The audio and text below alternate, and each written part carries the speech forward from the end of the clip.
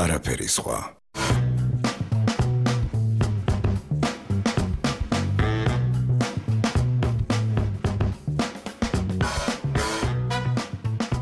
შენ ცოტი რას ნიშნავდა კრაფტულუდის ლუთან მიმართებაში არ ვიცი რა. კრაფტი ნიშნავს ხელნაწერს რა, ანუ ზოგადად შავი ლომის ექსკლუზივობა მაგაში გამოიხატება, რომ არის პირველი ქართული კრაფტულუდი რა, ანუ დამზადებული handmade-ია რა, ანუ დაახლოებით როგორი შედარება არის, რომ რო აიღო ფრეში, ხო და რო აიღო წვენი რა. რო აიღო წვენი და გავაკეთე პაკეტი დაახლოებით ეგეთი სხვაობა არის რა.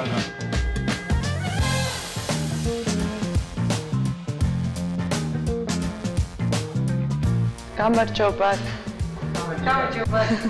მე ვიკეთებ ცოლები ხოლმე. რა თქმა უნდა თავისუფალი გა. აი და მასაჟი მინდა მე თუ შეიძლება.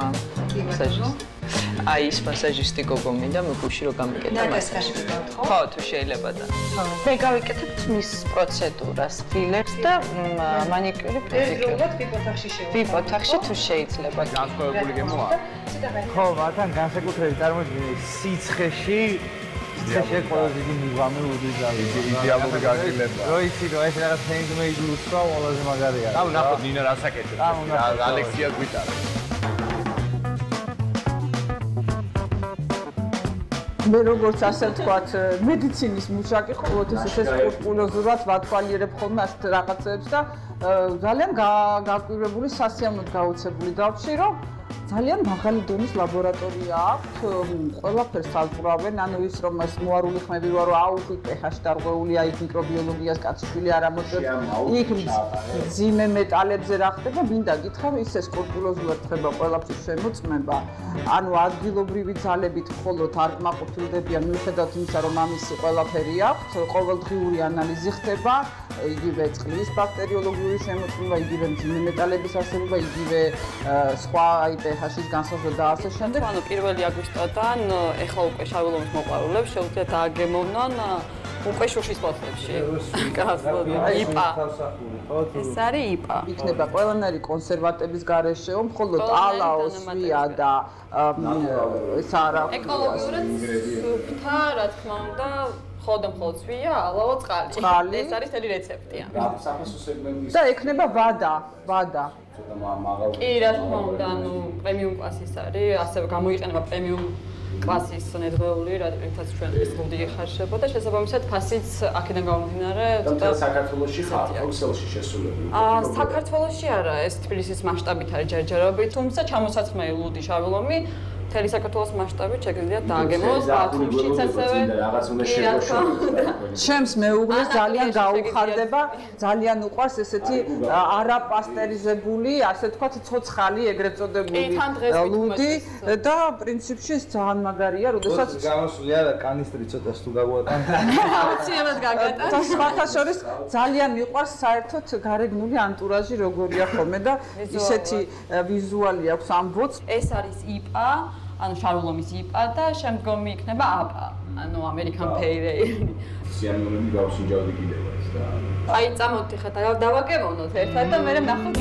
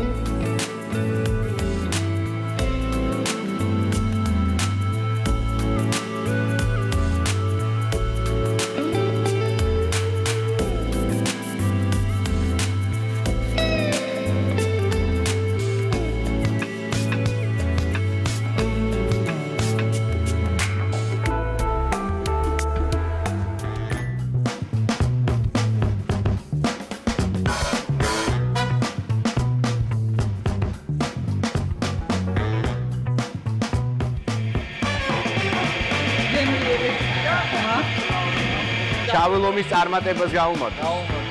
და ცოტა გოგოებსაც წაუვარ. მე მგონი დაიმსახურებს.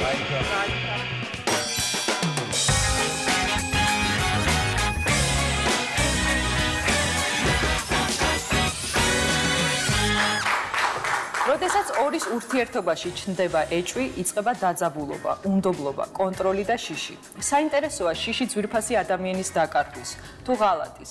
გიღალატო ნებისმიერი ადამიანისთვის არასასურველი სცენარია. თვითშეფასების კოეფიციენტიდან დაკარგვიდან უმართავ სიბრაზემდე უამრავი ნეგატიური ემოცია, კომპლექსი, ტკივილი და კითხვა ჩნდება. ეჭვიანობა ზოგჯერ სიგნალია მოსალოდნელი საშიშროების, მაგრამ ხშირად ეჭვიანობა უსაფუძვლო და სწორედ ის ხდება მაპროვოცირებელი მომავალი ღალატისა. რა არის ეჭვიანობა? აკვიატებული ქცევა თუ დაავადება. სად გადის ზღვარი ავადმყოფურ ეჭვიანობასა და რაციონალური კითხვების გაჩენას შორის? რატომ და როდის ღალატობენ წყვილები ერთმანეთს? რა არის ღალატი? ადამიანის ბუნება თუ გარემოებების შედეგი? ადამიანურ ვნებათა შორის ყველაზე დამანგრეველი ფაქტორები. ეჭვიანობა და ღალატი არის დღეს პრაიმ შოუს თემა, რომელსაც ძალიან საინტერესო სტუმრებთან ერთად გავშლით. მოგესალმებით.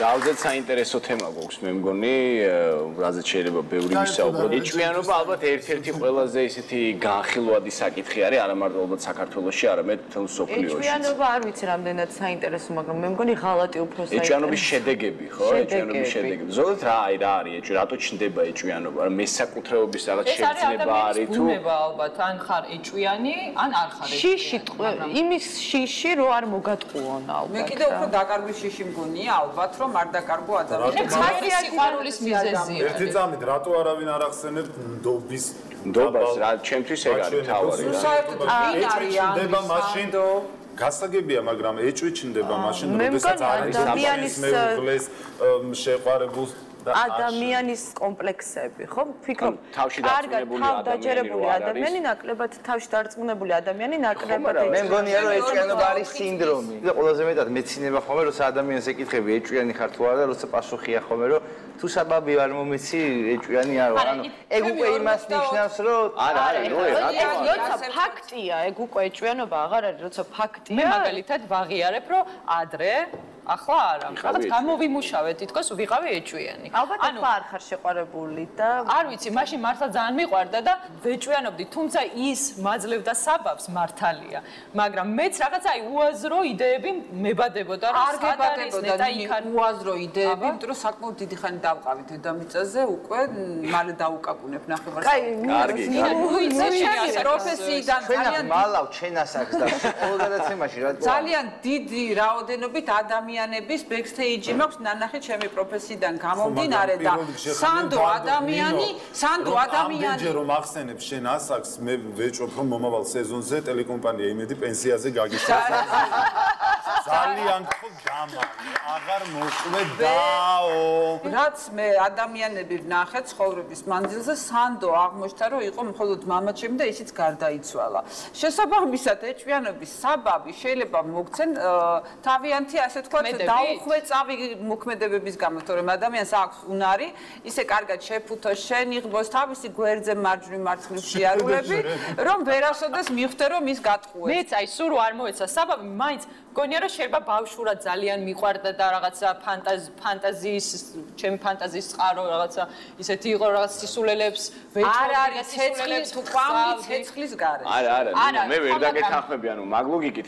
ყოველთვის უნდა ქონდეს რაღაც გარკვეული ეჭვები, ანუ როდესაც გაქვს ურთიერთობა ადამიანთან, ანუ გასაგებია რომ ხდება შემთხვევები, სადაც შეიძლება რაღაც საწყენი ფაქტები ხდება და ანუ ნდობის ფაქტორი იკარგება, მაგრამ მე არ მჯერა იმის რომ ანუ არ არსებობს ურთიერთობა, სადაც ურთიერთპატივისცემა და ერთმანეთს არა, ანუ რეალურ ცხოვრებაში არის, ახლა მე ღმერთმა დაგვიფაროს რომ ყოველთვის რაღაც ეჭვებით ვიცხოვროთ და ვთქვათ, როდესაც ყავს უკვე ოჯახი და შვილები და მეუღლე, სულ რაღაც ჩასაფრებულ პოზიციაში იყოს.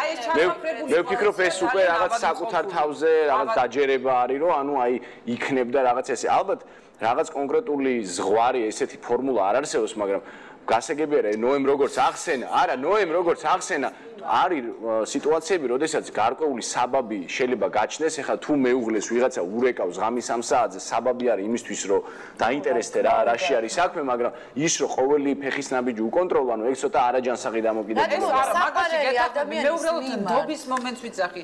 ან უნდა აპრიორი დაუშვა ადამიანს, აი ბრმად მიენდო და არა იჩიჩქნო, რომ თავმად ხარა კატა გამოთხარავ და არ უნდა შეაწუხო უბრალოდ ადამიანი შენი არიან საშინელებაა, იმიტომ ეჭვიანი არის გამოჩიჩნა მობილურში. არასდროს აი ეგეთ რაღაც არ გამიგედა. დაავადება. ერთ შორის მობილურში ჩიჩქრი ძალიან ბევრი ოჯახი ინგრევა და ძალიან ბევრი ძალიან ცუდი ფაქტი ფიქსირდება. არა, საერთოდ პაროლიც როიციან ხოლმე.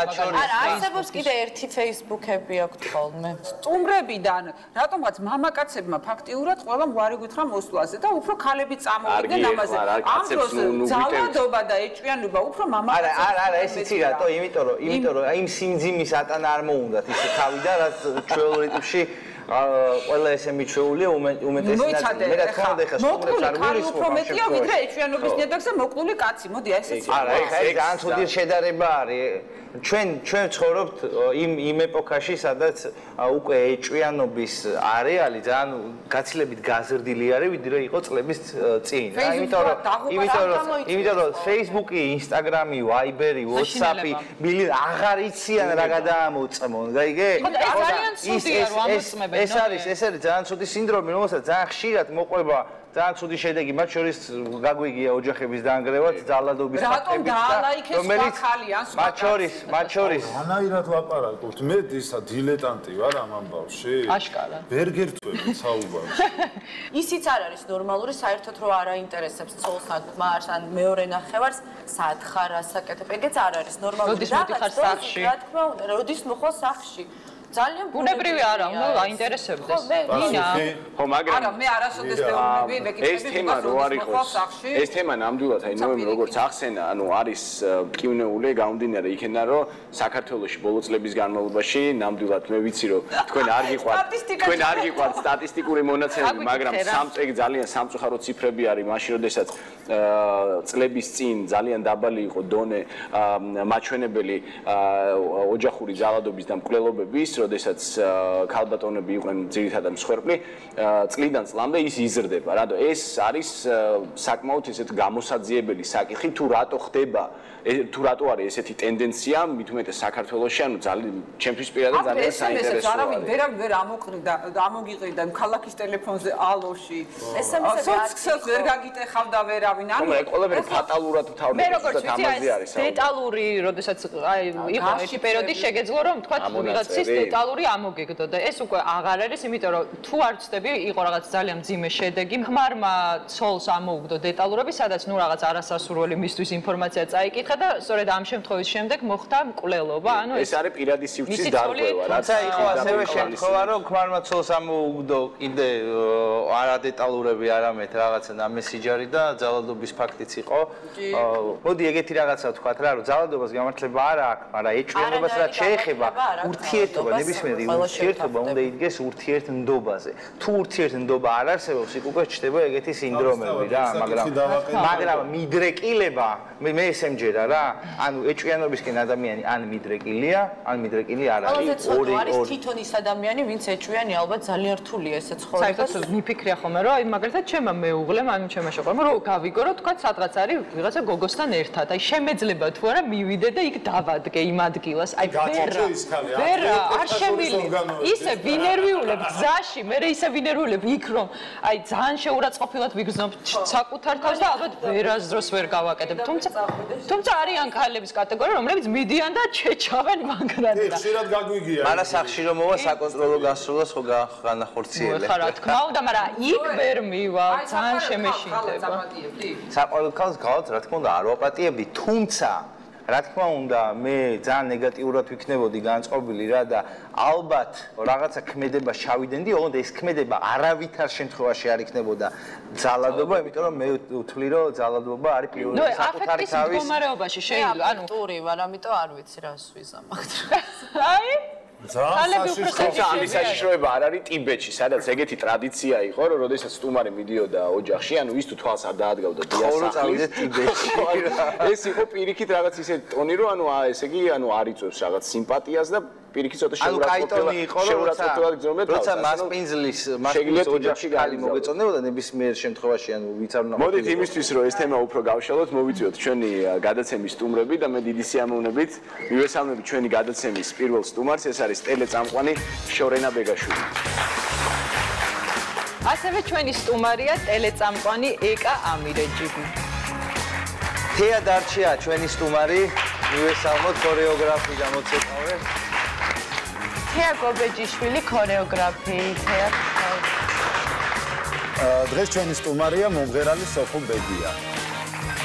ქალბატონი ირმა სოხაძე არ ჭირდება რეგალიების წარდგენა, ყველა ვიცნობ. ისე მოხდა რომ დღევანდელ გადაცემაში გოგონები და ქალთა სქესი ჭარბობს კი არა და ეს თქვა აბსოლუტური უმრავლესობით არიან წარმოდგენილები.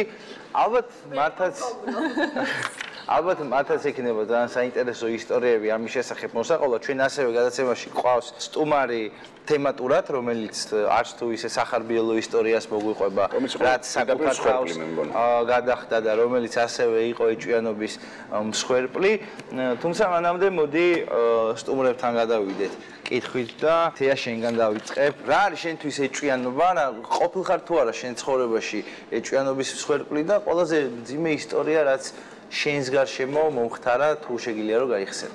დიდი მადლობა მოწვევისთვის. ჩემთვის ეჭვიანობა ძალიან დიდი ბოდიში თუ ვინმე სხვა აზრი აქ არის ავადმყოფობა. ავადმყოფობა, რომელიც გჭამს შიგნიდან, განგრევს ადამიანს, რომელიც გიცვლის მთლიანად შინარს, იმიტომ რომ ეჭვის ფონზე არაფერი კეთილი, კარგი შენში აღარ იბადება, იმიტომ რომ მთლიანად მოცული ხარ დამანგრეველი გრძნობით. თუ სიყვარული აშენებს და არის ულამაზესი გრძნობა, რომელიც მოიაზრებს მარტო სიყვარულს და მარტო განთავისუფლებას, მაშინ იქ არ უნდა იყოს ეს გრძნობა, ეჭვი იქ არ უნდა. არასდროს არ განვიცდიათ არა, ზომიერება ეჭვში, ეჭვი მეპარება, იმიტომ რომ ძალიან მზარდი გრძნობაა. რამდენადაც მეც შეტოპავ ამ გრძნობაში უფრო ხვივდება შენ. ეს შეკითხვა მაქვს, აი შენ ზიხარ შენ საყვარელ მამაკაცთან ერთად სადღაც კაფეში და შემოდის ლამაზი ქალი და შენი მეორე ნახევარი თუ შეყვარებული გააყოლებს ისე თვალსო ცოტა შეება არ მოგეწონა. არც ეს გააყოლებ თვალს თუ ლამაზი. ანუ არ მოგეშლება მოზელერა. სილამაზე ისეთი რამეა, უბრალოდ უნდა დაინახო და შეაფასო, ხო? მაგრამ აქ სხვა მომენტიც არის, უბრალოდ შეიძლება ჩემი მეგობარი ან ჩემი მეუღლე რა მნიშვნელობა აქვს, მამაკაცი უბრალოდ ყველაფერზე თვალი გაურბის და რა აზრს წამოიღებს ეს თვალის გაქცევა, ამასაც ხო აქვს მნიშვნელობა. შენ ხო ყველაზე კარგად გრძნობ. რაც მოყევი, რომ აი ეჭვიანობაში ჭამს, ამ დროს არაფერი კარგი იბადებ, ეს მოყოლით იცი თუ შენ არა, ეს მე ჩემი გამოცდილებით ვიცი საყვარელო, იმიტომ რომ როგორც კი ეს გრძნობა ჩემი ცხოვრების 56 წლის განმავლობაში სადმე გამიელვებ და იქვე ვიცვლებოდი მე თვითონ. ჩემ თავს კარგავდი, ხვდები? იმიტომ რომ არ ვარ მე. ანუ მომენტებში ეჭვიანი ყოფილხარ. რა თქმა უნდა, იცი რა, უნდა დაძლიო შენში ეს გრძნობა, აუცილებლად უნდა მოერიო ამას. იმიტომ რომ ეს არის ისეთი დაავადება, რომელიც შეიძლება ქრონიკულში გადაგეზარდოს. ხო, აი მე სწორედ ეს აღნიშნე, რომ მე ადრე ცოტა ვიყავი ეჭვიანი, მაგრამ ბავშვები ვიყავით. ხო, ბავშვობაში ეხლა უფრო არის საკუთარ თავზე. იმუშაო უნდა საკუთარ თავზე. HV საყვარელი ადამიანის მიმართ საბოლოო ჯამში მიგიყვანს საკუთარ თავში დაეჭვების ძალიან ასე ვთქვათ ზუსტად მაგას მოვლენას და რომელსაც ვეღარაფერი გამოასწორებს საკუთარ თავს კარგავ, მეს კარგავ. საკუთარი რეცეპტი თუ გაქვს თავის დაღწევის აი ამ შინაგანი სამელი მახრისგან. უბრალოდ შენი თავი უნდა შეაფასო ადეკვატურად. შენი თავის ფასი უნდა იცოდე, ისე კი არა რომ ხიფლში ჩავარდე და გატრეშო საკუთარ თავზე და გადაირიო და შეირყიო. უბრალოდ უნდა იცოდე რომ ხარ ადამიანი, რომელმაც არ უნდა დაუშვას ეს გრძნობა თავის თავში. მაგრამ არის მომენტები ძალიან რთულია აკონტროლა, აი რაღაც მომენტები. არ არის საჭირო კონტროლი.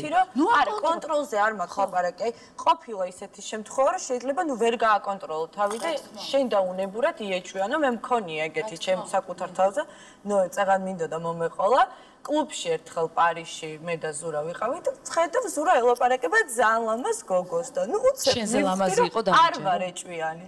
ნუ ძალიან ლამაზი იყო. უცებ მივხვდი რომ აბსოლუტურად გადამებინდა ყველაფერი და სხვა ადამიანი გავხდი. ეს ისე ზოგია ტრაუმა. და მივედი და ზურას ვეუბნები რომ წავედით და ზურა ძალიან გაკვირვებული მიყურებს რატო ვერთობი და ნუ ძალიან გაბრაზებული მივდივარ და ნუ ხედავ ეს გოგო თურმე ოფიციანტი მოდის სასმლით თურმე შეუკვეთა სასმელი. ანუ მივხვდი რომ ხო შეგრცვა შენი თავი. ძალიან შემრცვა რა თქმა უნდა. ნუ ძალიან შეურაცხყოფილად ვიგრძენი თავი იმ მომენტში აბსოლუტურად ტყუილა. რაღაც სცენა. შიშის ფაქტორი გაჩნდა რომ ხო, ნუ მან შეიძლება რაღაცას არ ყვებოდა, შეიძლება ცოტა თმაში მოვქაჩა რაღაცას. შორენა, გიეჭვიანია, უეჭვიანია, თანაბრად ყოფილა თუ ზოგადად მე ვარ ძალიან ეჭვიანი ადამიანი, მაგრამ კირჩხიბია, ანუ ეს არის ჩემი ბუნება, ეს არის ჩემი ჰოროსკოპი. აქ არაფერ შუაშია ის რომ მე არასრულ ფასონების შეგრძნება, არა, პირიქით ძალიან დარწმუნებული ვარ ჩემ თავში, მაგრამ მერიდება ხშირად, იმდენად ეჭვიანი ვარ, რომ მერიდება ამის გამოხატვის და ვცდილობ, რომ ჩემი თავი ვაკონტროლო. თორე რომ მიმიშვა, ჩვეულებრივად იმდენად ეგოისტი და მესაკუთრეა, რომ პასპორტს ჩამოვართმევდი, ჩვეულებრივად ტრაფიკინგის მსხვერპლს გავხდი და იმდენად მესაკუთრეა. აქ არ არის ის ეჭვიანობა, რომ ვიღაც გოგოზე ვიეჭვიანო, იმიტომ რომ აქ არის ჩვეულებრივად აი უჩემოდ ჩემი მეგობარი ამბობდა, რომ აი ჩემი მეუღლე დაიღალა და დასასვენებლად უნდა გაუშვო. და ეგდოს სახში სანამ მე არ წავალ. ანუ ხდები უჩემოდ ვეჭვიანობ. უჩემოდ რომ აგიგია რაღაცა რეალური კოშკები რაღაცები. კი, რა თქმა უნდა, მაგრამ ეხლა აი ბოლო წლები ვცდილობ რომ ჩემი თავი გავაკონტროლო, იმიტომ რომ უბრალოდ არ მიხდება ეს ქცევა. უბრალოდ ეჭვიანობა რომ არასდროს აი ძალიან დიდი სურვილი მქონია რომ აი უბრალოდ ტელეფონი ისე გამეკეკა რომ შემესწავლა, მაგრამ ჩემს ვაკონტროლებ. გიჟური რა გაგიკეთებია აი ამ ეჭვიანობის მომენტში? ყველაზე გიჟური ალბათ ეს იყო დეტალური სამოყრა, თუმცა მე არ ანუ მივიყვანე. ხო, არა, მაგას ჩემი ყოფილი ქმარი მივიყვანე და აბა მიდი.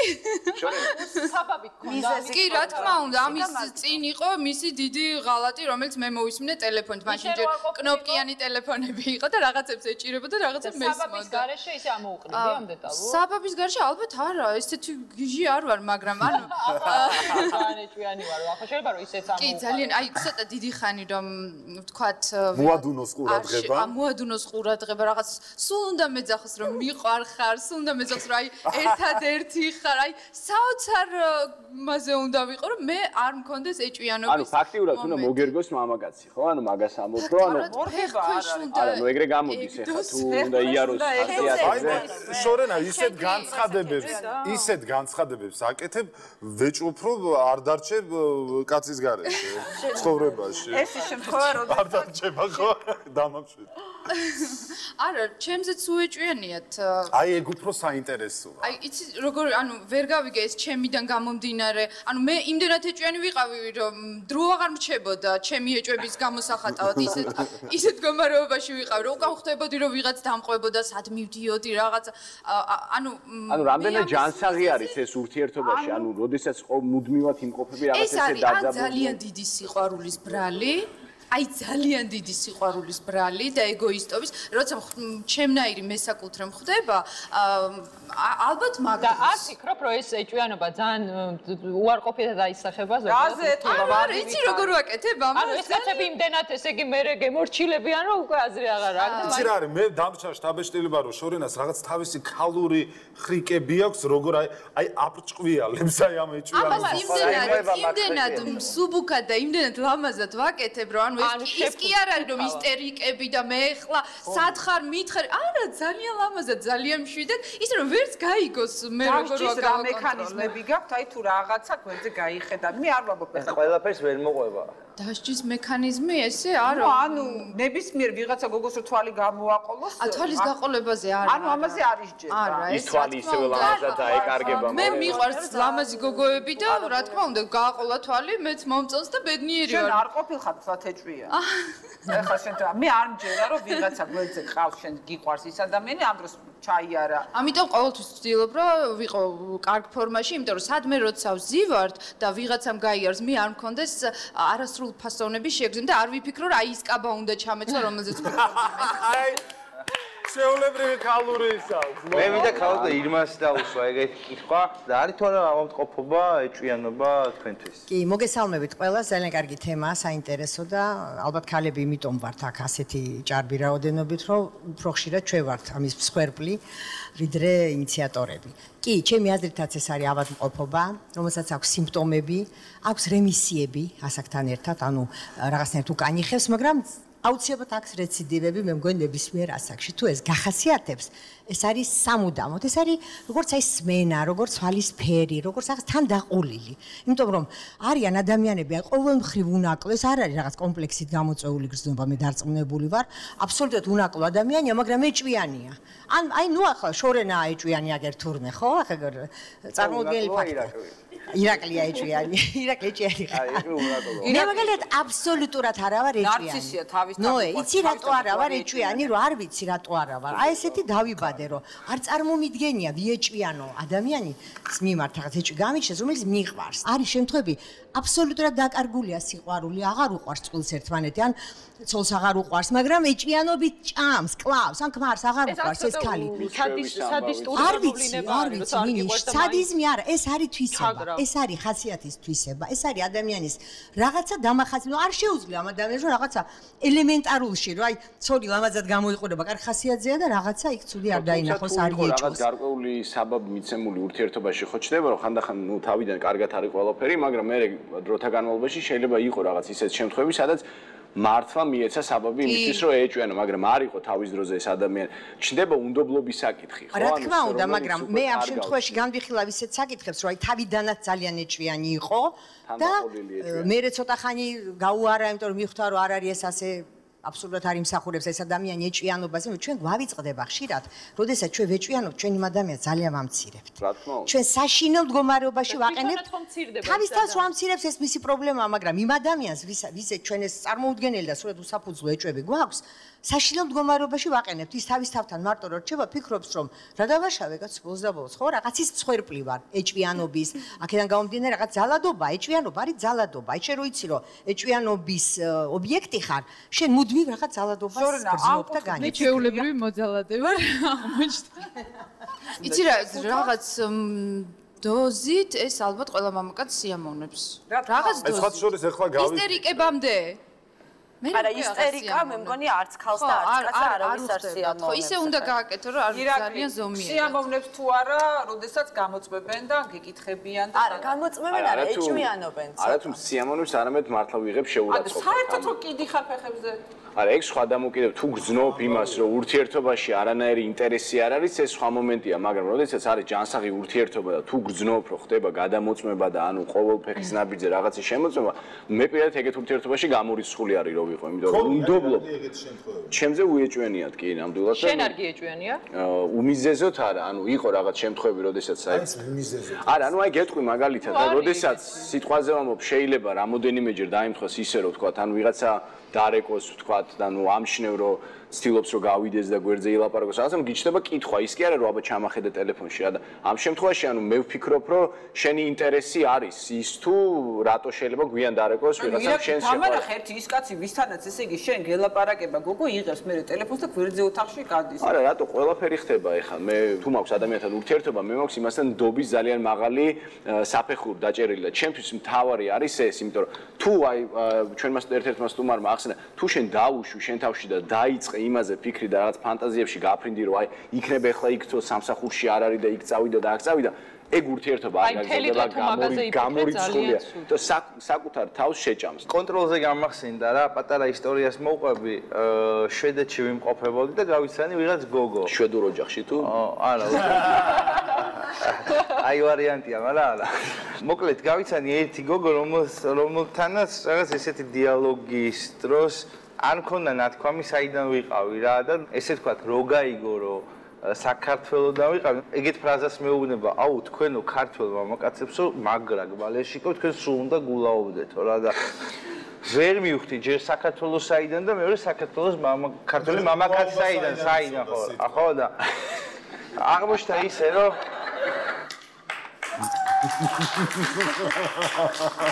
აღმოჩნდა ეგრე რომ 4 წლის განმავლობაში ცხოვრობდი ერთ ოთახში ქართულ სტუდენტ გოგოსთან ერთად, ხო რა, ანუ კამპუსში ერთად ცხოვრობდით, რა და 4 წლის განმავლობაში მასმენინებდა თავის დიალოგს, თავის საქმროსთან 2-2 საათიო, მერეო დამატებით 1 საათიო მითარგმნიდაო და ისეთ შოკი მივიღე 4 წლის განმავლობაშიო, რომ აი თქვენო ჩვენთან კი არა, აი სოფლიოს ნებისმიერ წერტილში უნდა იარო და ინდა იგულავო. მე მგონი ესე მეგონა რომ ჩიპი ედგა იმ კაცს იმაზეო დისტანციაში. ანუ აუხდა წარმოდგენა რა ქართულ ურთიერთობაზე. სახში და მთელი ამბები. ხო, მაგრამ ჩემი კონკრეტული აზრით ქართველი ქალის უმეტესი ნაწილი მიუხედავად ჩემი დიდი პატივისცემისა ქართველი ქალი ყველაზე მაგარი მგონია დედამიწაზე, მაინც არის ეგეთი მძიმე კატეგორიის.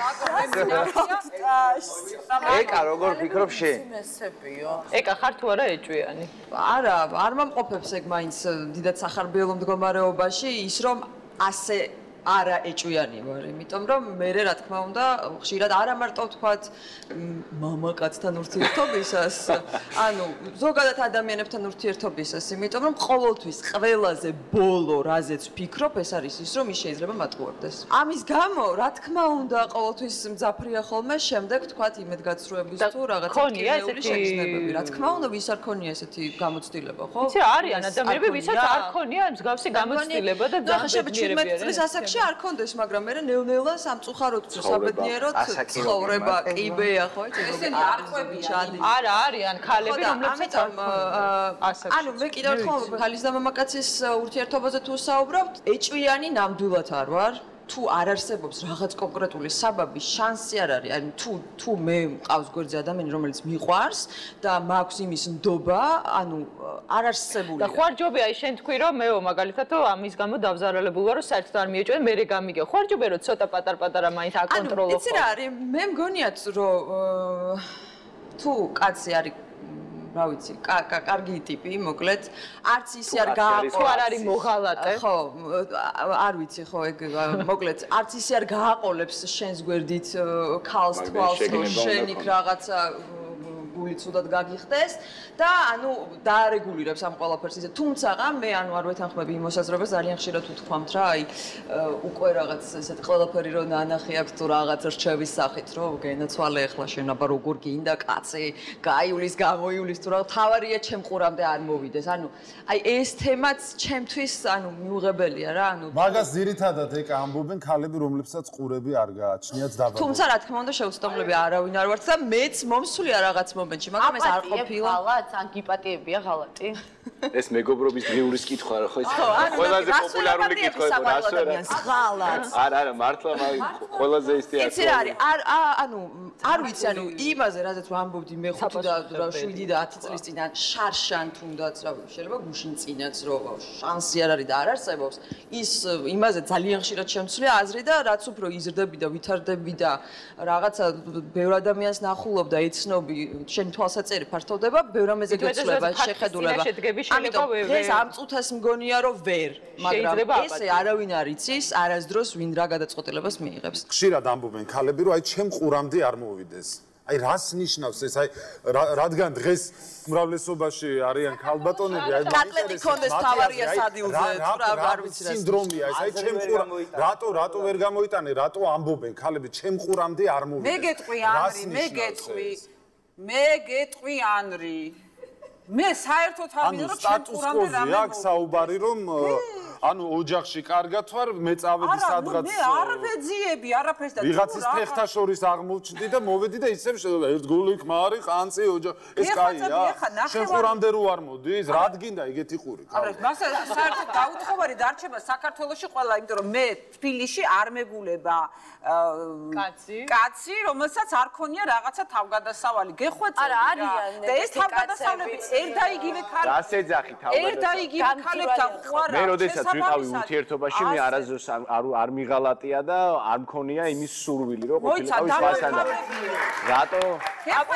აი ასე, ყველა გაბრიალებულ ეკრანებთან, ყველა ქალწულები და არა მოღალატეები ხართ და არაფერი არ ხარ და რეალურად გარეთ რო გადიხარ, ყველას ცოლის ადგას დაგულაობს, ქმარი ცალკე დაგულაობს და ეკრანზე დაგულაობს, რას ეძახი ხარ? რესტორანში თუ სადღაც ეს გულავი არ არის ეხა, რას იზრდება მეგობრებთან ერთად თუ არის? ნუ წმენ საზოგადოებას პირს. მე მიყვირს რატო ითვლება ქალის ღალატი ღალატად და კაცის ღალატი კაცრომად. ძალიან ბევრი კაცი ითვლის ესე, ძირითადად მამაკაცები და სხვათა შორის ქალებიც და რატო?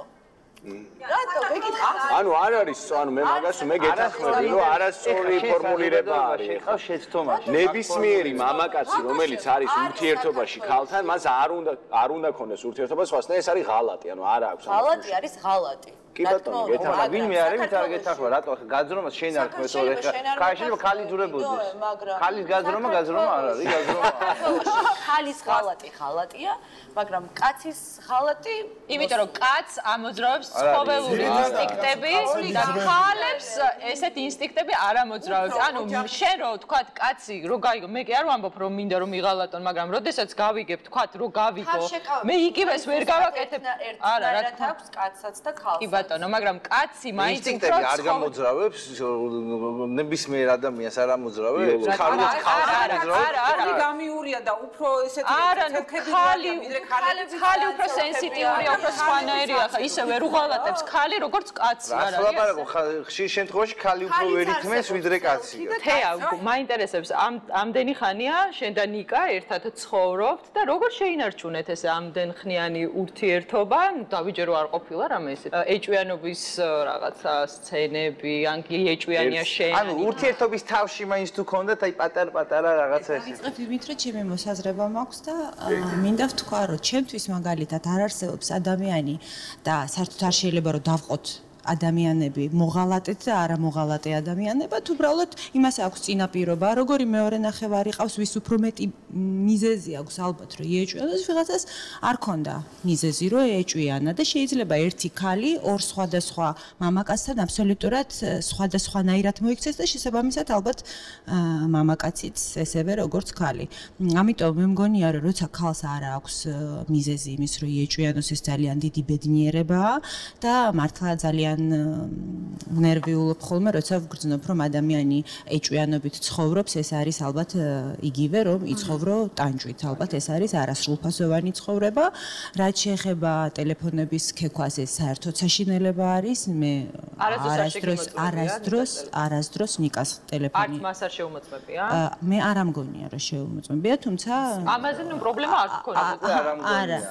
არა, მე არ ვიცი, ჩემი საქციელი, მე არ ვიცი ვერ დავდებ თავს ახლა ვიკითხო გავედი ნიკამ. ყოველ შემთხვევაში მე ნამდვილად არასდროს არ შემიმოწმებია ნიკას ტელეფონი და მგონია რომ არც არასდროს არ ვაკადრებ, რომც ალბათ მქონდეს ამის ეჭვი, მირჩევნია რომ პირდაპირ ვკითხო და რა თქმა უნდა მირჩევნია რომ პირდაპირ მიპასუხოს თუ გაჩნდა ამის საბაბი, ვერც იმაზე ვერ დავდებ თავს. როდესმე რამე იყო თუ არ იყო, იმიტომ რომ 24 საათი ნიკას კუჩში არ დავყვები, მაგრამ ყოველ შემთხვევაში კი, ნამდვილად ვენდობი და ეს არის ბედნიერება, როცა ცხოვრობ წყნარად. ყოველგვარი ზედმეტი ეჭვების გარეშე, ეს არის საშინელება. ერთ-ერთი რეცეპტი რატომაც ხართ ამდენი ხანი, რომ ერთმანეთს ენდობით და ალბათ, ეს ალბათ თუ არის ორი ადამიანის ურთიერთობა, ზუსტად ამაზე უნდა იყოს დაყრდნობილი, ნდობის ფაქტორი არის ძალიან. ყველანი ხართ, ესე ვთქვათ, ცნობადი სახეები და რა თქმა უნდა, ყოველთვის იქნება ძალიან ბევრი ყურადღება თქვენს მიმართ. აი, ნიკა რო არ ყოფილიყო, ვთქვათ, ყოფილიყო ბუღალტერი ან მენეჯერი, სადაც ემუშავა ოფისში. რამდენად აღიქვავდა ამ ყველაფერს? არის ამის აღქმა. ჯერ ეს ერთიც დაწყებული იქიდან, რომ მე ძალიან ცოტა დროს უთმობ ჩემს ფუნქციას ოჯახში. ეს ამის პრეტენზია შეიძლება ნებისმიერ მამაკაცს ჰქონდეს, ვინც არ არის ესე ღრმად ჩახედული იმ საქმეში, რასაც მე ვაკეთებ. და ალბათ ჩემი ბედნიერებაც ეს არის, რომ მყავს ნიკა, რომელმაც ძალიან კარგად იცის ჩემი პროფესია, შესაბამისად მე ძალიან კარგად ვიცი, როცა მიდის გადაღებაზე და მან თუნდაც მონტაჟი ეწყება, ეს ვიცი, რომ შეიძლება მთელი ღამე გაგრძელდეს და არასდროს არ ვიფიქრებ, რომ იქ მონტაჟის მიღმა რაღაცა არის, იმიტომ რომ ვიცი, რომ არის მონტაჟი. ხო, კადრის მიღმა. ანუ ბუნებით შენ ესეთი არაეჭვიანი და არა, ვერ ვიტყვი, აი როგორც ეგერ შორენამ თქვა, ჩემი ჰოროსკოპიც ახლა მეც ვარ მესაკუთრე. წესით უნდა ვიყო ეჭვიანი. ალბათ მე ვარ კურო და მე გეტყვი ვინ არის. სხვათა შორის, აი მე წარმომიდგენია ჩვენ სოციალურ ქსელში ერთი ადამიანის ფოტო ასეთი სათაურით სოფო ბედიას ქმარი ეჭვიანობს. სოფო, ხარ თუ არა ეჭვიანი? ყველა საზრს ვეთანხმები რაღაცა მომენტში, ყველა თავის მხრივ არის, თავის პირადია, თავის პირადი განწყობა აქვს, თავის პირადი აზრი აქვს, მაგრამ ნამდვილად არ არის ეს სიმართლე, მის შემესხი ნამდვილად არ არის ეჭვიანი, უბრალოდ არის ყურადღებიანი და ყურადღებიანობა და ეჭვიანობა რაღაცა ამ ხალხს ცოტა ბაზა ერევა ერთმანეთში და რა ვქნათ ახლა. არა უშავს. რაც მთავარია, ეჭვიანი მე ნამდვილად არ ვარ, არც მიშა მესხი არ არის, მაგრამ როცა გიყვარს, ხარ ყურადღებიანი და შესაბამისად ღალატის თემა ჩემთვის არის ძალიან მიუღებელი. ერთადერთი, რასაც არ ვაპატიებ, ეს არის ღალატი და ტყუილი. და ამას რატომღაც აღარ აქვს ადგილი არასოდეს. რა ვიცი. კარგია. ესე იგი აღმოჩნდა რომ სოფო არის იდეალური წყვილი მიშასთან, ხედავ? ძალიან მარტივად გაბაზდება. ადამიანმა ვარჯიშის დაწყება ვერ მოასწრო. უკვე გაუბაზდა და ეხა იმან რო სხვა ხალ შეხედოს, ხო ხვდებია, ყველა ჟურნალის სათაური იქნება და კაცი შიშში დგას, გესმის? აბა მე რა? განა არ უნდა და არ უფიქრია. ვერ ბედა. ვერ გეთანხმებით მაგაში მე აბსოლუტურად ვარ პატარა. აბსოლუტურად ვარ ჯერ ერთი ჩემს შესაძლებლობებში დარწმუნებული და მე რო ის როგორც ხალი რა თქმა უნდა. სოფო, აი ერთი შეკითხვა მაქვს რა. რო გაიგო, მე ძალიან სულ რაღაცას გეკითხები, მაგრამ უნდა მიშა, აი რომ მოგივიდეს SMS-ი, რომ მიშა ეხლა ზის სადღაც, არ ვიცი, კაფეში თუ ქალაქგარეთ ერთად ვიღაც ქალბატონთან ერთად. აი რას იზავ ამ შემთხვევაში? მიხვალ იმ შემთხვევის ადგილას თუ რომ შემოხატა. მიხვალ ადგილას თუ დაელოდები მის. მაგა ჩემ თავს არ ვაკადრებ, რა ხა მე რაღაცა იქ სცენები დავდგა და რაღაცა მე აბსოლუტურად სხვანაირი მოსაზრება მაქვს მაგასთან დაკავშირებით, მაგრამ რა თქმა უნდა გადავამოწმებ ამ თემას, ოღონდ სხვა კუთხით შორენას დაურეკავს. ასე. ველურად გადავამოწმებ. იქ არ მიხვალ? იქ არ რა თქმა უნდა არ მივალ, იმიტომ რომ მე აბსოლუტურად შეურაცხადი ვხდები, როცა შეურაცხყოფილ ადამიანად გრძნობ თავს და მაიმუნი არ გავხსენდი. მაგრამ აუცილებლად გადავამოწმებ და მე თუ ეს ყველაფერი ჯვარი მწერია ღმერთმა არ მაღირსოს ეგ და იმას ჯვარი წერია რაც თავარია. ხო, იმას ის რა შვეშია კაცო, მე ჩემსას უნდა მივხედო. ის რა შვეშია. ანუ ეს ეგ არასოდეს არ შვეშია არის პოზიცია. შვეშია არის. და ჰუმანური პასუხი იყო ეს ამარად. არა, ეგრე არ არის. არა, ბოლომდე არ მჯერავ. 200,000 მამაკაცის დეფიციტია საქართველოში. ამიტომ სანადირო სეზონი კაცებზე გამოცხადებულია საქართველოში უკვე დიდი ხანია. შესაბამისად მარტო კაცების ხო და გადაკეტე იმ შენი სახლის ჭიშკარი, ხალხი გადაკეტე. ნასვამი მოდიოდა ხშირ შემთხვევაში და მიდიოდა, აი, სანამ არ დაიღლებოდა იქამდე ცემა. გარედან კეტავდა კარებს, რომ არ გავსულიყავი გარეთ. სახში მოდიოდა თავის საყვარელი ჩემთან. უთხარი მეთქი რა ხდება მეთქი, აქ რასაკეთებთ მეთქი და ამის თქმა ვინდამაცა და ბოლომდე და ცემა ჩამკეტა ოთახში. ბოდიში და ამ ქალის რეაქცია. არაფერი იცინოდა. აი ესეთი ავადმყოფები როგორ იბადებიან მიგ. ანუ ურთიერთობა ჰქონდათ? კი. მამამისი ციხეში იყო, როცა გამოვიდა და ჩვენ სანახავად მოვიდა, თუ არ დაგეძინო შევთან გადმოდიო. ცოლად ის საყვარელი მოიყვანო თუ კიდევ სხვა და საყვარელი იგივე რჩება. ცემს იმ მეორე ცოლს თუ იცი. კი. რატო ითმენდი ადამიანო? ბავშვები ახლა ხო ტრამვირებულები არიან, შენი შვილები. და ძალიან დიდი იმედი მაქვს, რომ თქვენი ბიჭები მას მოთხოვენ პასუხს. მამამის აი ამ თქვენი წვალების და ტანჯვის გამო მე მქონდა ზუსტად ეგეთი ფაქტი, მივმართე და უბრალოდ აუკრძალეს მოახლოება. უკაცრავად, მაგრამ ჩემ ყოფილქმარზე ალაპარაკე. კაცი, რომელიც ხელით გაიწევს ქალისკენ, მე უბრალოდ მოახლოება აუკრძალეს, აი რომ მიემართა რა. გაითვალისწინეთ ის სოციუმი, სადაც გაიზარდა ეს ადამიანი. ხვდებით, ეს არის პრობლემა. არ ვიცი, მე მშობლებისთვის. ირმა, ეხა ფალიაშვილის ქუჩაზე ხვდები აბსოლუტურად სხვა სურათი. არა, მესმის, ანდრე, სწორედ მეუბნები. ამ სატანაა ყველაზე დიდი ტრაგიზმი, აი ამ ყოფი სატანა და შვილების ამ მდგომარეობაში ჩაყენება, ჩემი აზრით. სანამ ასე დაუცველ მეუღლეებს ხელით შეეხებთ პირველ ეტაპზე შეეხეთ ხელით საკუთარ დედებს ასეთი პიროვნების გაჩენისთვის. ის ისტორიები რაც ჩვენ მოვისმინეთ, ანუ ძალიან კარგი არის, რომ ანუ მეტნაკლებად არ არის იმდენად მტკივნეული, მაგრამ ჩვენ დღეს გვყავს სტუდიაში სტუმარი ქალბატონი, რომელიც სამწუხაროდ აღმოჩნდა და მე როგორც ვიცი, არაერთხელ მსხვერპლი უსაფუძვლო ეჭვიანობისა, მოგესალმებით და თუ შეგიძლიათ რომ მოგვიყვეთ რა ხდებოდა, ანუ ამ ურთიერთობაში რა იყო თავარი პრობლემა. პრობლემა დღესაც დამეჯერეთ, რომ ხვდები რა იყო პრობლემა. ნასვამი მოდიოდა ხშირ შემთხვევაში. ნუ ეხლა ცოლი იმის არის, რომ უნდა დახვდე გაღიმებული სახით, მე ეგრე მასწავლეს და ეგრე ხვდებოდი ხოლმე და მოხვედი რომ ვეთყოდი ესე გაღიმებული სახით. კი, რა იყო, სხვას ელოდებოდი და მიდიოდა, აი სანამ არ დაიღლებოდა იქამდე ცემა. მიდიოდა. ეს დიდი ხანი მიმდინარეობდა ეს? კი, მიმდინარეობდა. რამდენი ხის სოლქმარი იყავით, ანუ ოჯახი? 6-7 წელი. 6 წლის განმავლობაში სულ ესე არის? კი, ეგრე იყო, იმიტომ რომ მე თვითონ გაჭირვებული ოჯახიდან ვიყავი წამოსული და არც შემეძლო მუშაობა ბავშვების გამო. და ანუ ვიტანდი იქამდე სანამდეც ბავშვებს წამოვსდიდი.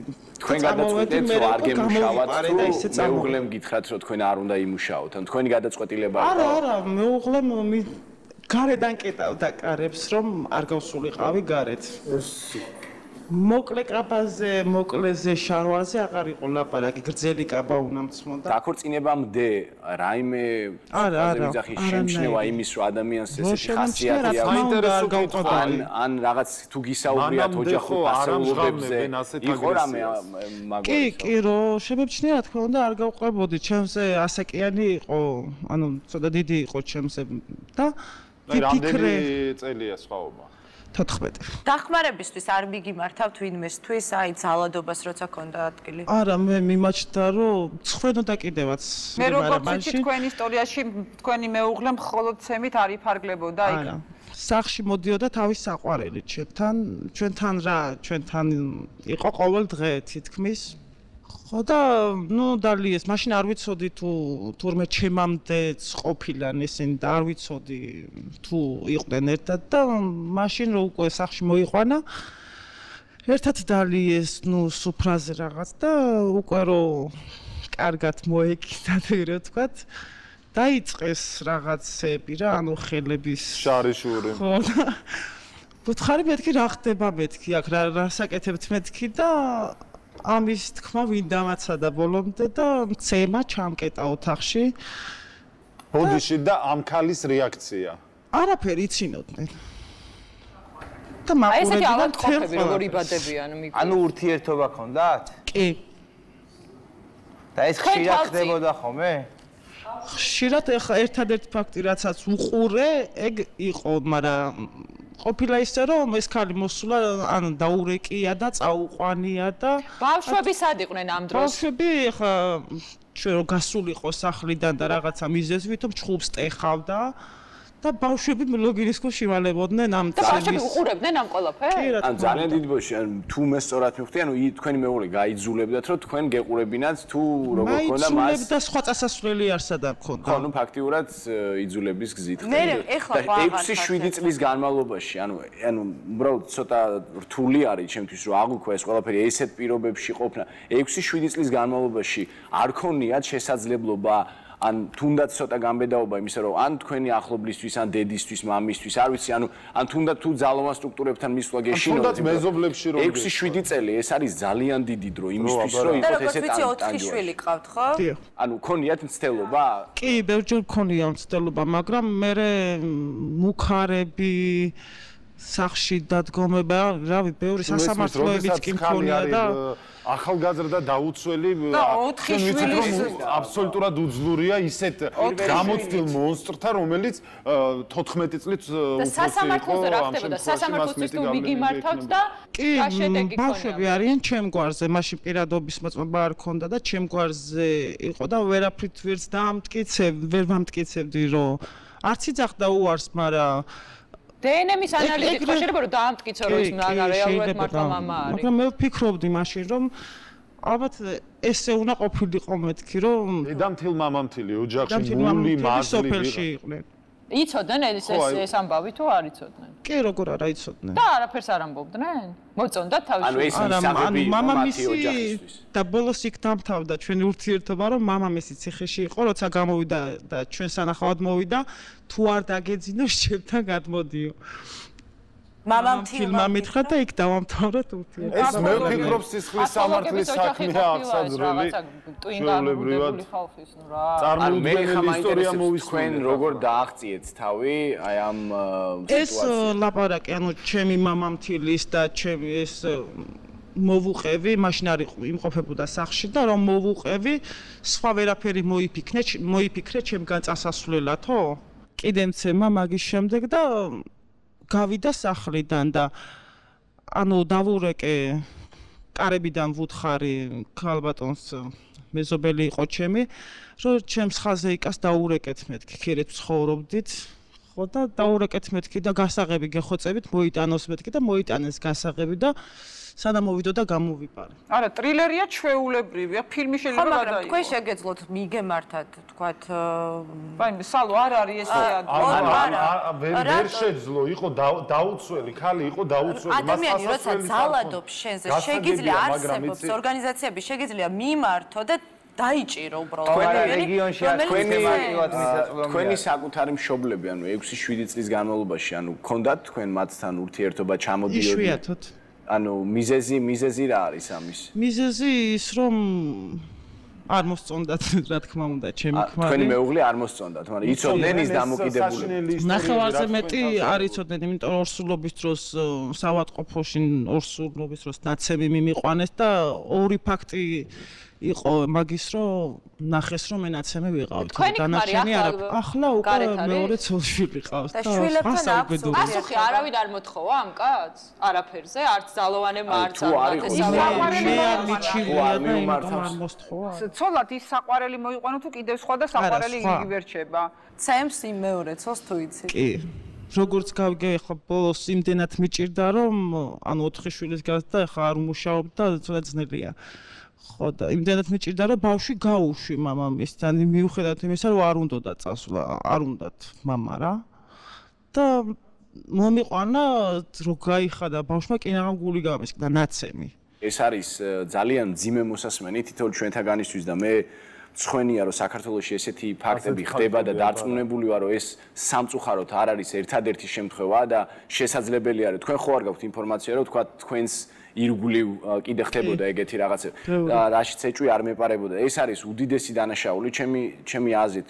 უფლება დამცველები უნდა გააქტიურდნენ ამ მიმართულებით, იმიტომ რომ ბოლო წლების განმავლობაში განსაკუთრებით საშინელი მდგომარეობა არის საქართველოს სხვადასხვა რეგიონებში და ნუ იმ ადამიანსაც შეეხება, ნუ მე პირადად ვერ მოვიხსენიებ მას როგორც კაცს და მით უმეტეს, როდესაც მეუღლე 4 შვილით ესეთ მდგომარეობაში არის და ის კიდე ძალადობს, მე ვფიქრობ, რომ ძალიან რთული არის რაიმე სიტყვების შეარჩიო. მე უბრალოდ მინდა რომ სტუმრებს შევაფასებინო ეს სიტუაცია და რა გამოსავლისკენ შეიძლება მიუთითოთ ისეთ ქალბატონებს, რომლებიც არიან ტყვეობაში ფაქტიურად და მათ არ აქვს შესაძლებლობა რომ თავი დაიხსნან. მე მესმის რომ ყველა ვთქვათ ქალი ერთნაირ სოციალურ პირობებში ვთქვათ ერთნაირ სიტუაციაში არ ხვდება და ეხლა ჩემგან ვთქვათ და ჩვენ აქ მსხდომი სტუმრებისგან ცოტა ისეთ შეიძლება გამოვიდეს ხმამაღალი რომ აი რატო არ მიმართე იმას რატო არ მოიქეცი ესე შორიდან ადვილია ჩემი პოზიციიდან მე ყოველთვის ერთადერთი ყოველთვის აი რჩევა მაქვს ხოლმე არ ვიცი ქალებისადმი გოგოებისადმი თუ არ ვიცი როგორც გინდათ ისე დავარქვათ რომ არასოდეს არ ვიყოთ აი ბოლომდე მინდობილი რატომღაც საქართველოში არის ხოლმე რომ აი გათხოვდა და დამთავრდა იმისთვის აღარც ისწავლა აღარც იმუშავა მესმის რომ ეს ყველას ერთნაირად არ ეძლევა ეს შანსი და რაღაც კიდევ ნიადაგსაც აქვს გარშემო მნიშვნელობა მაგრამ ანუ აი ამ შემთხვევაში სტუმართან ამ ქალბატონთან არ ვიცი სამწუხაროდ სახელი მაქვს კითხვა რომ აი ეხლა თვითონ რა შეხედავს გამოსავალს ანუ არ უფიქრია რომ ვთქვათ რაღაცნაირად განვითარდეს ან სამსახური იპოვოს რაღაც გამოსავალი თვითონ იპოვოს, იმიტომ რომ თუ იქნებით უფრო დამოუკიდებელი, უფრო დარწმუნებული, ანუ თქვენ გამოსავალი ნახა, გასაგებია, მაგრამ აი ის რომ იძულებული არ გახდეს, რომ თუნდაც სამომავლოდ კიდევ გაუშვას, თქვათ, ბავშვი, შვილი მამასთან იმის გამო რომ მატერიალური თქვათ საშუალება ამის არ აქვს, აი თვითონ არ უფიქრია რომ გაძლიერდეს თვითონ როგორც ქალი და პიროვნება ცხოვრებაში. არსებობ თქვენ და თქვენი შვილები. დასაწყისშივე მე დავიწყე მუშაობა, როგორ არ მიზრუნია მაგაზეც ვიზრუნე. ვიყავი, ნუ ტოვებდი ბავშვს და ჩემდასთან და იმასაც ყავს ბევრი ბავშვი, მაგრამ ჩემდას ტოვებდი ხოლმე ბავშვს და მიმუშავია ანიმატორი ვიყავი. ბავშვთა გასართობ ცენტრში მუშაობდი. ხო, მე დავანებე თავი, იმიტომ რომ იქაც მოდიოდა ხოლმე და იქაც აწიოკებდა, ეგრევე ვთქვათ, მაკითხავდა იქ და ხან ქუჩაში მხვდებოდა ხოლმე და და ამ დროს უკვე თქვენ ალბათ შეგეძლოთ ჩემი აზრით მიგემართათ რატომ არ გაგეცინებათ შეიძლება დამცინოთ მაგრამ მე უფრო სპორტს მიმართე რაღაც თავდაცვის ილეთები ვისწავლე ბრავო აი სპორტს მიმართა თუმცა მე ვფიქრობ ამ მდგომარეობაში აუცილებლად უნდა დაეკისროს თქვენს მეუღლეს ალიმენტების გადახდა დღეს რახან მაგან მე თავი დამანება არა მე ასე თქვენ კი არ უნდა აიძულოთ თქვენ არ უნდა აიძულოთ მაგრამ ის რაც არის მისი ვალდებულება შვილების მიმართ, მან ის უნდა შეასრულოს და ის უნდა აიძულოს სხვა ორგანოებმა, რომ ის გადაიხადოს. ისეთი ამორალური ადამიანი, რომელსაც ეს ქალბატონი ყვება, იმასაც მოახერხებს, რომ არა, მე მესმის, მაგრამ ესე რეაგირების შემოსავლები, ასე რომ ეს ალიმენტი რეაგირების გადაწყვეტილება არ შეიძლება. ისტორიას დავაკვირდი რა და მინდა რომ შენი შეფასება. მე რაც ყველაზე მეტად აღმაშფოთ ამ ისტორიაში არის ის, რომ რამდენი წლის იყავით, რო გათხოვდით? 17. ამ გოგოს ფრაზამ, რომელშიც აფიქსირებს იმას, რომ მე ესე მეგონა, რომ უნდა ყოფილიყო. გათხოვება ამას მოიაზრებდა, ხვდები? ანუ აღზრდაშია პრობლემა. ქართველი გოგოების აღზრდაშია. საინტერესო შენიშვნა, კი.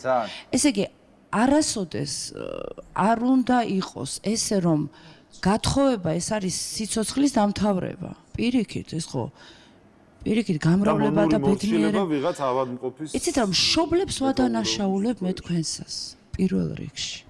რატომ ადანაშაულებთ? იმიტომ რომ არ მოგხედეს, რას ქვია ჩემს შვილს ვინმე ურტყავდეს და ჩემს შვილიშვილებს.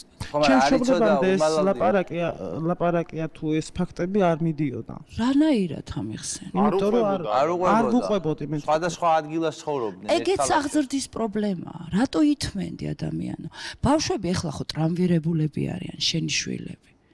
ხო და ამას ყვება თია ადამიანი რომ ასე ეგონა. არ უნდა მოითმინო ეს ძალადო. შენ წარმოიდგინე, შენ აფასებ ქალაქში გაზრდილი გოგო, რომელსაც ძალიან ბევრი სიუჟეტები გაქვს ნანახი.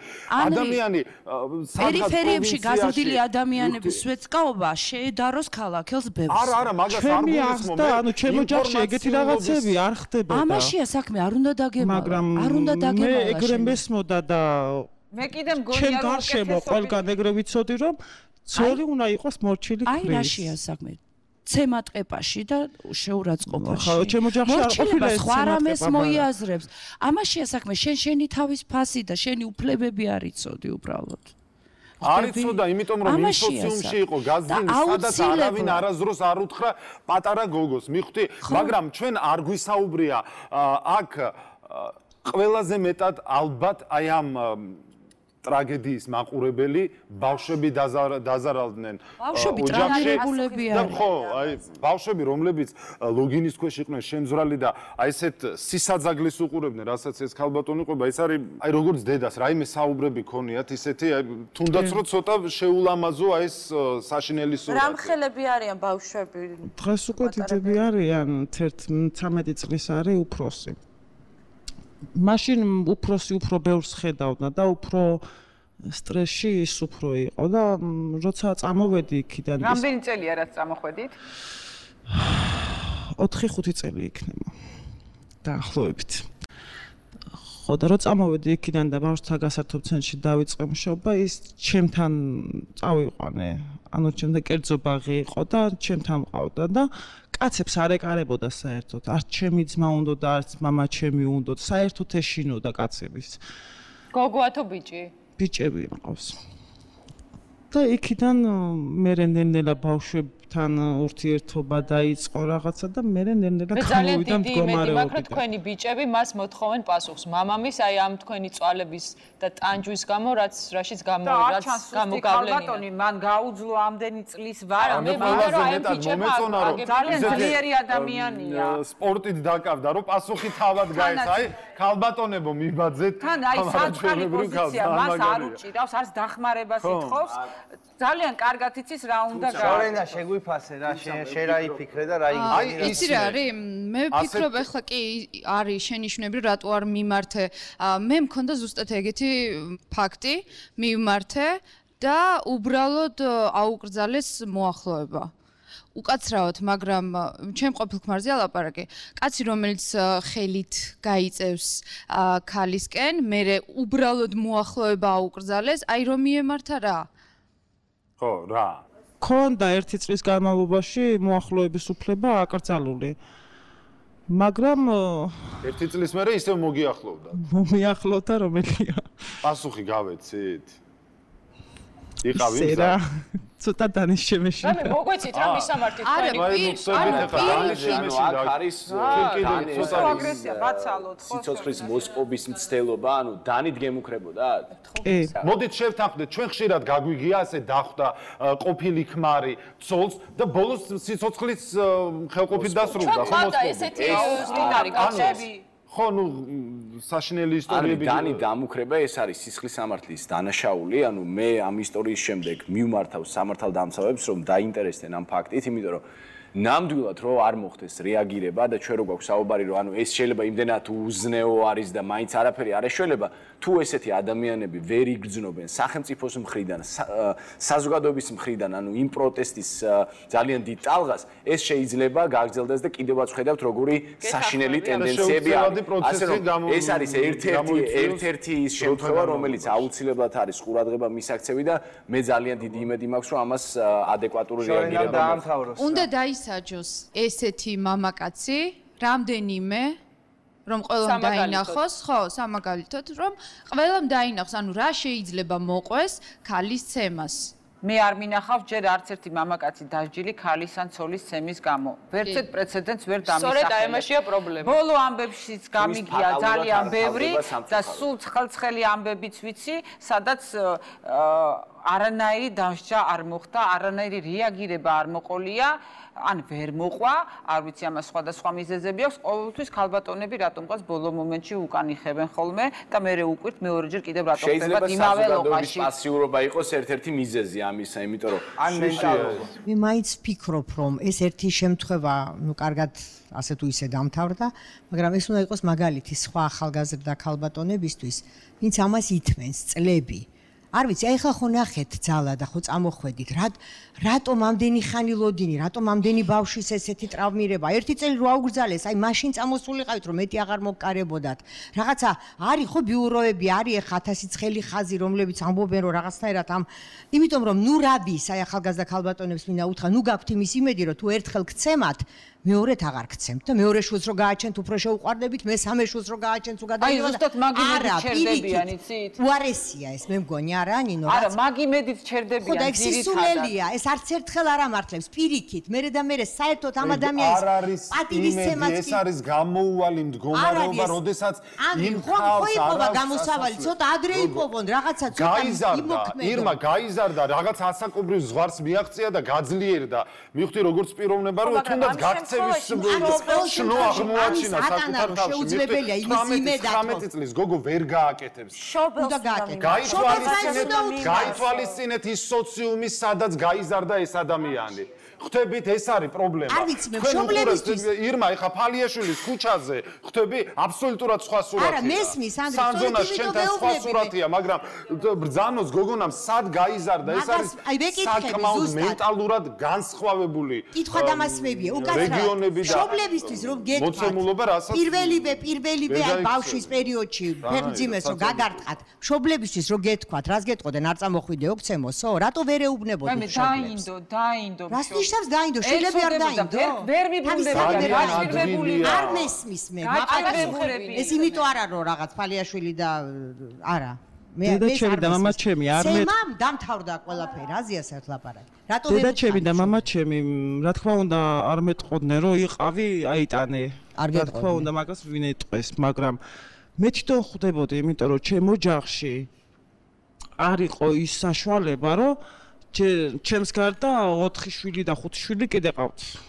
ჩემს მშობლებს და ჩემი შვილებით ვერ მივადგებოდი მამაჩემთან და ვერ არ შედა ეს ზოგადი მთელი ტრაგიზმია ოჯახში აქ არის ერთი პრობლემები რომელიც ტრაგიზმი ანდრე ამის ატანა ყველაზე დიდი ტრაგიზმი აი ამ ყოფის ატანა და შვილების ამ მდგომარეობაში ჩაყენება ჩემი აზრით ეს არის და გაკეთოს მაგრამ ფაქტობრივად მას არ ქონდა არანაირი გამოსავალი იმ წლებში ეს ყველაზე ცუდი გამოსავალია რაც არ უნდა იცი რა ამოსავალი გოგონა რომელსაც ასე აქ 6 შვილის მერე 6 შვილის მერე გაშორდა 6 შვილს ანუ მე მიმართავ ეს ხალბატონებს რომელსაც ჩაკრავენ 6 შვილს სანამ გააჩენთ პირველ შვილს როდესაც გააჩენთ და თქვენი ქმარი გირტყავთ იქ უნდა დამთავრდეს ყველაფერი 6 აღარ გამოსავალს რა ვიცი მე მგონი საერთოდ მან შვილის გაჩენამდე არ უნდა მივიდეს თუ კი პათოლოგიასთან არის საქმე და რეალურად პათოლოგია ადამიანი რა თქმა უნდა ეს არის დანგრეული ფსიქიკით ადამიანი რომელსაც ჭირდება იზოლირება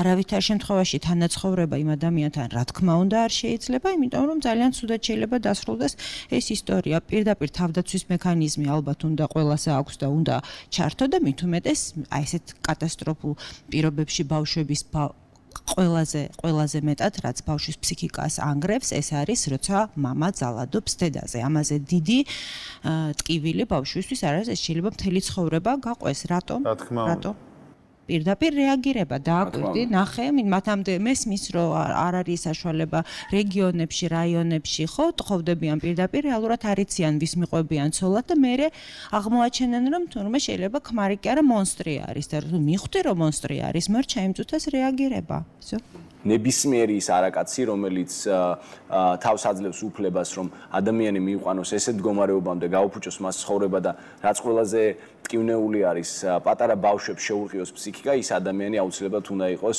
დასჯილი უმკაცრესად და მე ასევე ვისარგებლებ შემთხვევით და სწორედ ასეთ მამაკაცებს ვეტყოდი რომ სანამ ასე დაუცველ მეუღლეებს ხელით შეეხებით პირველ ეტაპზე შეეხეთ ხელით საკუთარ დედებს ასეთი პირუტყვების გაჩენისთვის. ნამდვილად.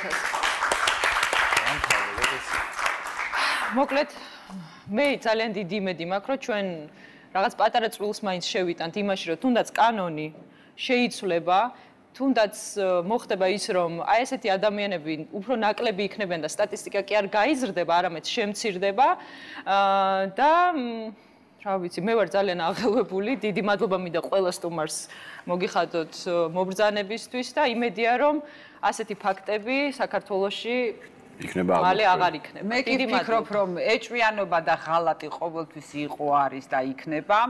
ასეთი ფაქტებიც იქნება, უბრალოდ რაც მთავარია ასეთ ფაქტებს მოყვეს რეაგირება.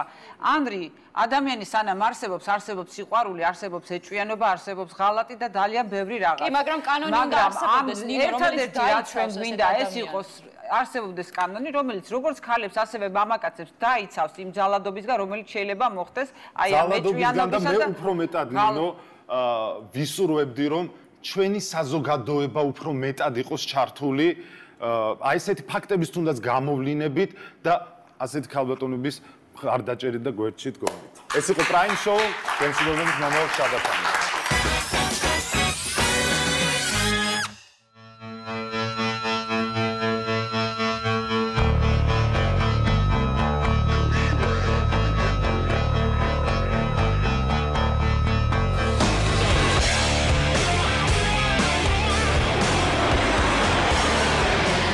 საოცრებებს ატარებენ ცაში.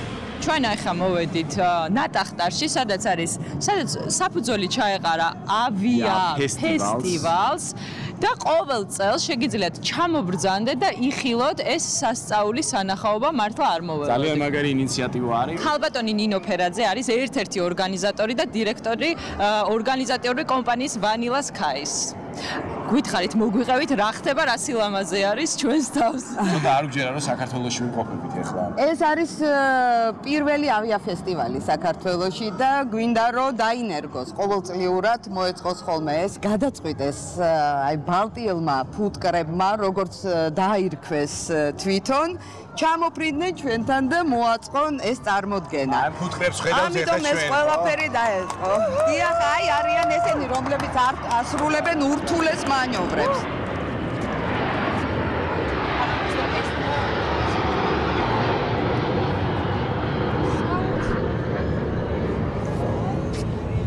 არა ნინი მე ვფიქრობ რომ აი მართლა გიჟები არიან და მე ვფიქრობ რომ აი ისეთ შეგრძნება მაქვს რომ სადაც ან ამერიკაში ვარ კალიფორნიაში სადაც სტარდება ანუ მე ძალიან უკუღმა მიფრინავს აი ამაში მე რო ჩამაჯინოთ ხალხო გარდა ეგრევე გარდავიცვლებ იმიტომ რომ ატრაქციონზე ვერ ვჭდები